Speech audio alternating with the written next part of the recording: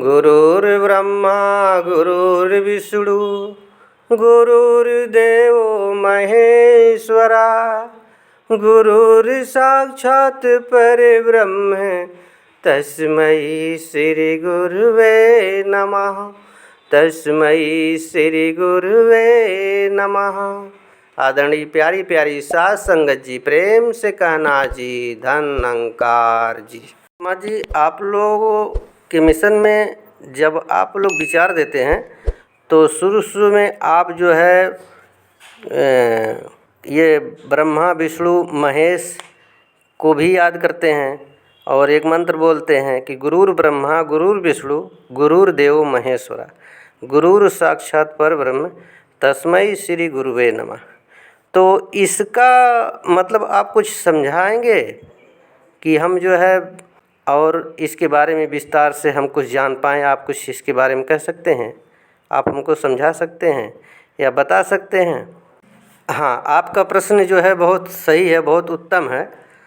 तो हम बताना चाहेंगे आपको कि हमारे सद्गुरु जो है यही बताते हैं, और जो आपने प्रश्न पूछा सही पूछा है कि मतलब ब्रह्मा विष्णु महेश, तो आप लोग भी तो जानते हैं कि ब्रह्मा का काम है जन्म देना और विष्णु का काम है पालन करना और महेश का काम है जो है इस संसार को ख़त्म करना।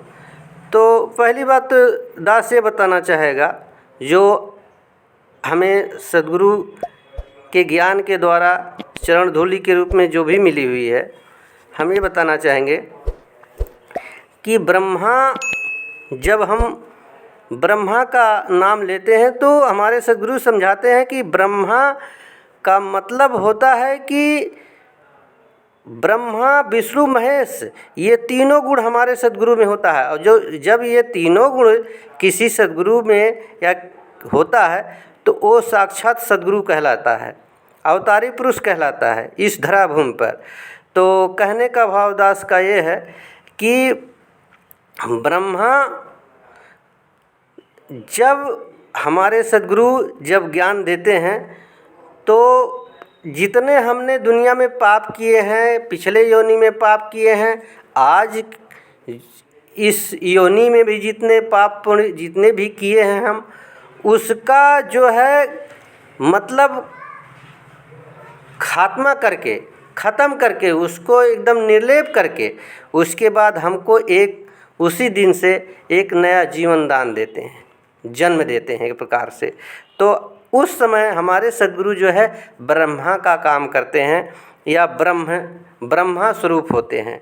और उसी श्रेणी में जो है जब हमारे सद्गुरु हमको इस संसार में जीने का सलीका बता देते हैं, कैसे जिया जाए, इस दुनियावी शक्तियों से मुकाबला करते हुए अपने सभी दुनिया के सभी कार्य को, सभी पुरुषार्थ को पूर्ण करते हुए जो है कैसे जिया जाए, कैसे उसका निर्वहन किया जाए, जब ये हमको सलीका दे देते हैं तो उस समय हमारे सद्गुरु जो है विष्णु का काम करते हैं। यानी मतलब हमारे सद्गुरु विष्णु उस समय जो है विष्णु के रूप में हमको नज़र में आते हैं। और तीसरे रूप में महेश का मतलब है कि हमारे जितने अवगुण हैं, जितने अवगुण जो है हम करते भी चले आ रहे हैं और हमारे अंदर अवगुण आज भी विद्यमान है, उन अवगुणों को नाश करके, ख़त्म करके एक जो है नया जीवन प्रदान करके नया सलीका देते हैं, इस दुनियावी शक्तियों से मुकाबला करने का जो है साहस देते हैं। और जो हमारे अंदर काम क्रोध मद लोभ अहंकार, जो हमारे मन के जो विकार हैं, जो हमारे जो है ये 84 लाख योनियों के आवागमन में जो बाधक हैं मुख्य रूप से, उन्हीं को ख़त्म करने का काम जो है हमारे सद्गुरु बताते हैं। और जब हमारे अंदर ये सब मन के जो विकार हैं, जो अवगुण हैं, जब ये ख़त्म हो जाते हैं तब हमारा मन निर्मल हो जाता है। और इसी निर्मलता को धुलने के लिए जो है ये सद्गुरु हमारे बार बार इस धरा भूमि पर जो है महापुरुष के रूप में, सद्गुरु के रूप में आते हैं।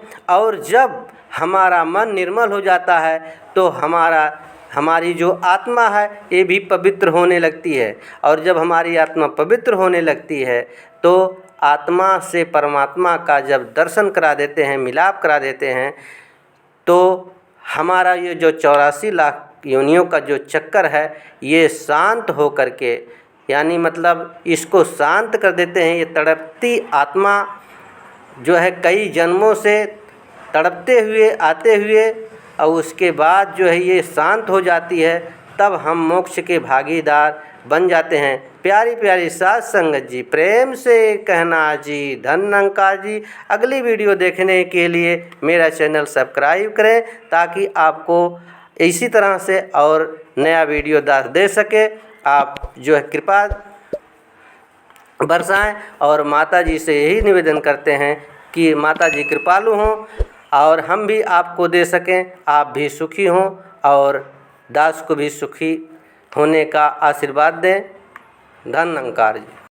अंत में दास अवतार वाणी का एक लाइन से समर्पित होना चाहेगा।